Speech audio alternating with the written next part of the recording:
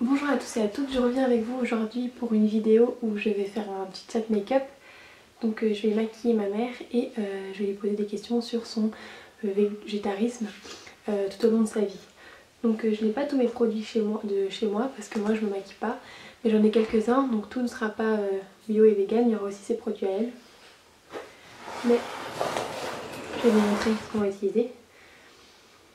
Celle-ci je l'aime beaucoup, c'est une huile d'argan. Il faut mettre sur le contour des yeux pour éviter les cernes et pour hydrater, il y a une petite bille froide sur le dessus. Je vais prendre sa crème hydratante pour le visage. Sinon on va utiliser les produits de couleur caramel. Donc il y a la palette, le mascara Avril. Là c'est un anti-cerne qui vient d'Andorre, qui est à ma cousine qui est dans une école de maquillage, donc il est assez vieux donc je le termine. Un highlighter qui est vegan, je l'ai vu dans une Beautiful Box ou Vegan Box, je sais plus, mais en tout cas il est vegan et naturel. Comment on appelle ça, un fard à joues qui était aussi à ma cousine que je dois terminer et qui est ni naturel, qui est pas naturel et vegan. Et ça je sais pas si j'utilise, c'est aussi un couleur caramel pour c'est une très belle couleur de rouge à lèvres foncé. Mais ça n'ira pas à ma mère. Mais ce qui est dommage, c'est que mon super beau rouge à lèvres, je l'ai oublié chez moi.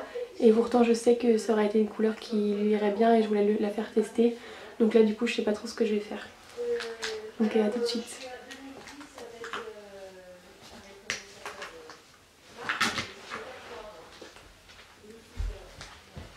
J'aurais bien aimé te faire essayer mon rouge à lèvres à moi.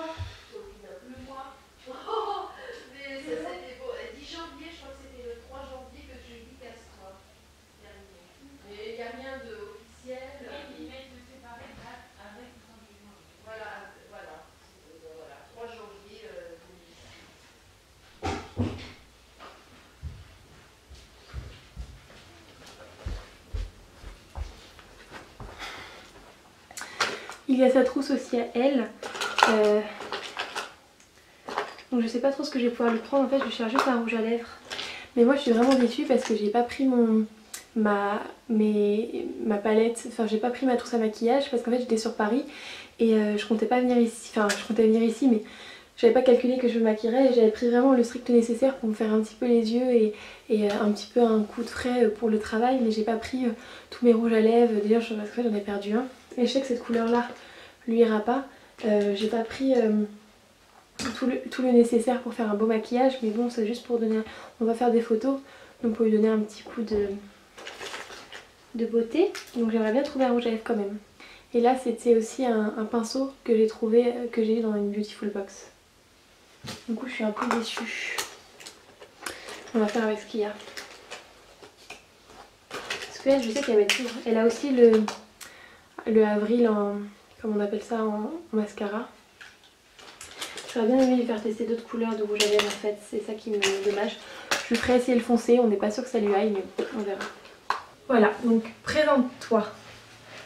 Là, c'est allumé. Oui, c'est allumé. Je me présente, je m'appelle Christine Aimé. Voilà, je suis la maman de Lia. Et ben c'est tout. Donc voilà, elle sait pas trop pourquoi je l'ai fait venir devant la caméra, mais c'est pour répondre aux différentes questions que j'ai pu avoir à son propos. Vous avez souvent dit que j'évoluais dans une famille qui était déjà, qui avait déjà un, comment on peut dire ça, qui était déjà dans le milieu du biologique et du végétarisme, donc peut-être pas vegan, mais c'est vrai qu'on a eu des influences plus que positives sur ce sujet. Donc il fallait juste répondre à la question, étant donné qu'à ton époque, de ta jeunesse, il n'y avait pas autant d'accès à l'information, parce que maintenant nous on peut trouver des études américaines qui sont acceptées sur internet, etc. Qu'il y a du bon comme du mauvais sur internet, mais c'est vrai qu'il y a une ouverture sur les informations beaucoup plus grande. Comment ça se fait que tu as eu la démarche à 16 ans de devenir végétarienne ? Bah moi de toute façon c'était simplement pour la cause animale. J'imaginais que quand je mangeais un steak, je mangeais un muscle d'un animal qui avait souffert pour moi et qui était mort pour juste mon petit plaisir gustatif, tout simplement. Ça n'allait pas plus loin. Je voulais pas... Moi j'ai toujours eu l'amour des animaux, donc j'avais pas envie qu'ils vivent ça à cause de moi, tout simplement. Donc tu as pensé une seconde que ça pouvait avoir quelque chose de néfaste sur ta santé ou tu n'y croyais pas forcément? J'avais entendu dire que c'était de manger de la viande, c'était pas forcément bon, mais les études, les écoutes, ce qu'on pouvait percevoir de l'extérieur, c'était vraiment minime, quoi.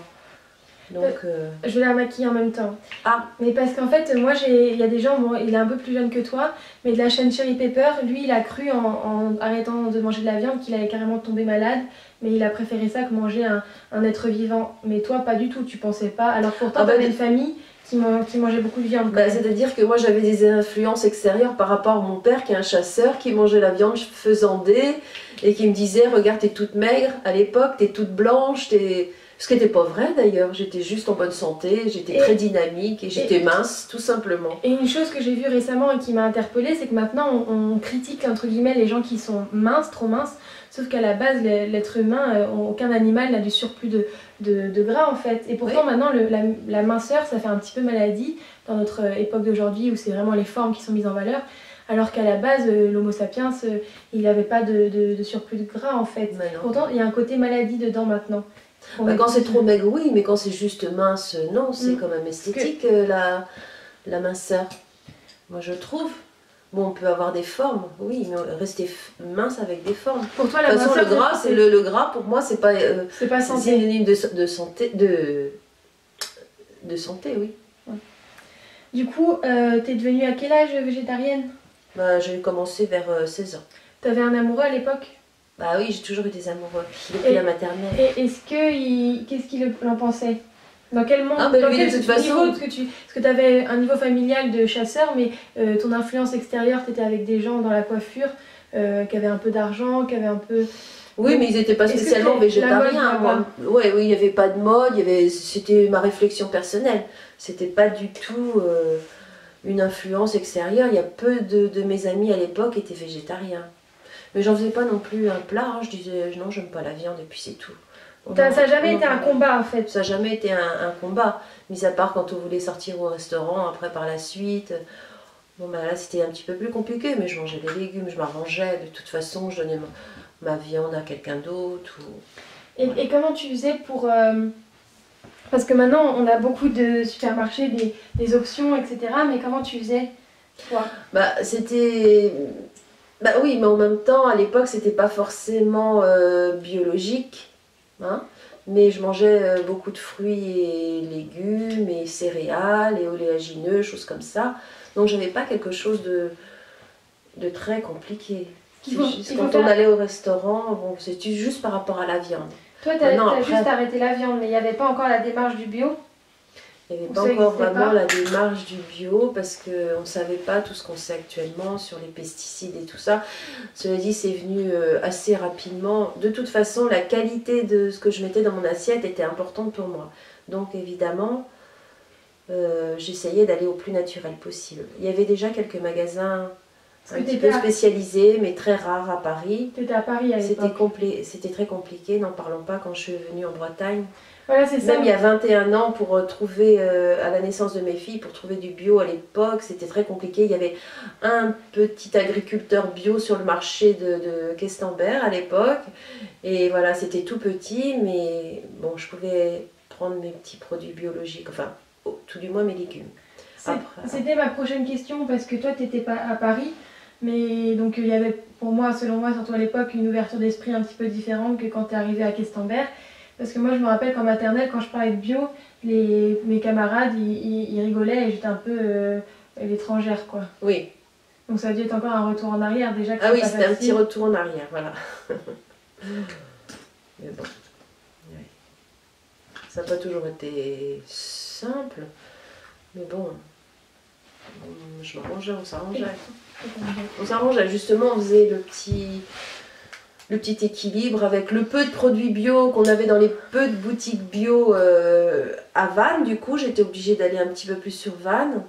Et puis les petits agriculteurs sur les marchés.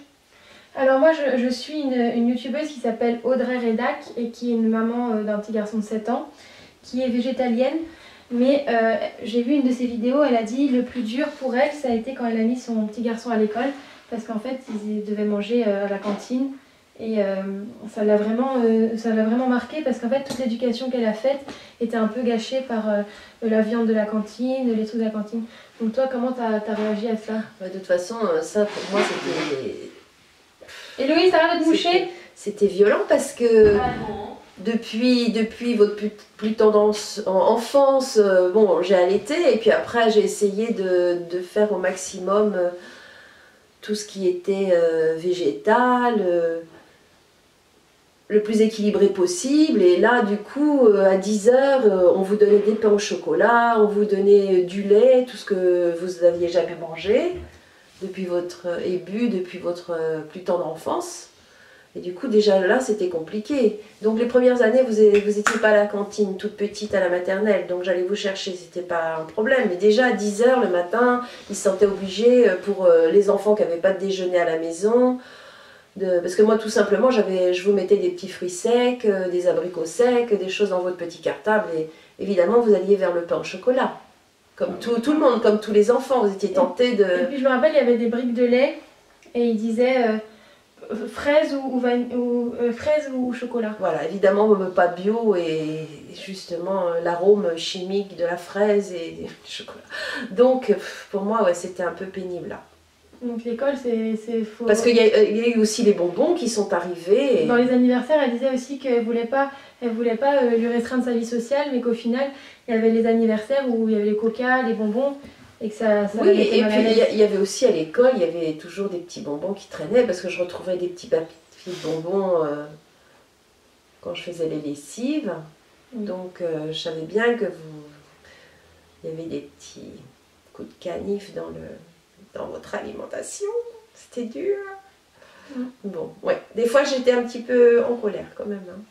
Oh, je disais, c'est pas vrai, quoi. Et voilà, sont confrontés à ça. Et forcément, vous alliez un petit peu vers ça. C'est pour faire comme tout le monde. Et puis, évidemment, le sucre, hein, c'est bon. Et justement, il y avait ces mamans qui disaient oui, il faut... Mais c'est mon enfant qui réclame, il veut plutôt du sucre plutôt que des fruits. Il veut des bonbons, etc. Mais moi je pense, et je sais pas ce que tu penses, c'est si tu n'as jamais fait découvrir le chocolat à ton enfant, mais que tu lui dis oh trop de la chance, tu as une fraise, et ben l'enfant il va pas se dire qu'il veut un chocolat alors qu'il connaît pas. Pour lui ça va être le bonheur, le fruit. Évidemment. Et ça, évidemment, parce que la fraise c'est très bon, un petit abricot sec c'est très bon, et si c'est quand même du sucre, donc c'est quand même une récompense, parce qu'on sait bien qu'on est tous attirés vers le sucre. Donc des petits raisins secs, tout ça c'était bon, je veux dire que les petites boudouigues, on faisait les petites boudouigues, les petits 4 heures boudouigues avec un peu de céréales moulues que je moulais au moulin. Et les petits fruits, et voilà. Du coup, on mangeait pas de viande quand on était petite, mais non. Et notre père, il disait quoi sur ça? Votre père? De toute façon... Il était végétarien, lui, à l'époque? Oui, parce que ça faisait déjà 8 ans qu'on était ensemble quand vous êtes nés, et déjà il avait pris l'habitude... il était passé du tout au rien. Là, du coup, il fumait, il mangeait de la viande... Mais sans le forcer, en fait, c'est venu de lui-même. Moi, je ne lui ai pas imposé quoi que ce soit. Je crois qu'il ne faut pas imposer aux gens. Je pense que j'avais pas envie qu'ils deviennent forcément comme moi. Donc, moi, je faisais mon petit truc. Parce que toi, tu n'avais pas les informations santé à l'époque. Oui, et puis bon, il ne faut pas imposer. C'est violent d'imposer notre façon de faire, de vivre. Ça veut dire que lui, il est dans l'erreur, dans l'échec. Tu remets en question tout ce dont il croit depuis toujours. Manger de la viande, c'est important, ça donne du fer. Et voilà, donc il ne sait pas qu'on peut avoir par d'autres rapports la même qualité d'alimentation. Et pour l'organisme, c'est tout aussi bien. Voilà. Je me baisse un petit peu parce que là, j'étais sur les cheveux. Alors, j'ai pas du tout le rouge à lèvres que je voulais. Je vais te mettre une couleur que je pense que tu vas pas aimer. Ah, bon. Mais j'en ai pas d'autres. D'accord. J'en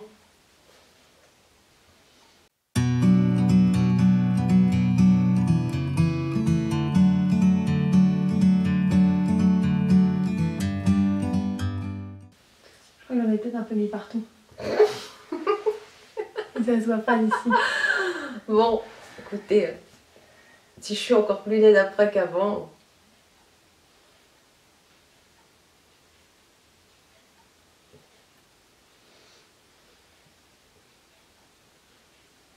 C'est très difficile avec un crayon, je trouve. Hein. Oui, Ça rend bien la caméra, mais c'est juste que j'ai dépassé partout. Mais j'ai une grosse bouche foncée là. Oui. C'est ce qui me va pas. Hein. Si, ça te va bien. Non. Je trouve, c'est juste que je l'ai mal mis. Donc voilà, j'ai terminé son maquillage. Ah bon?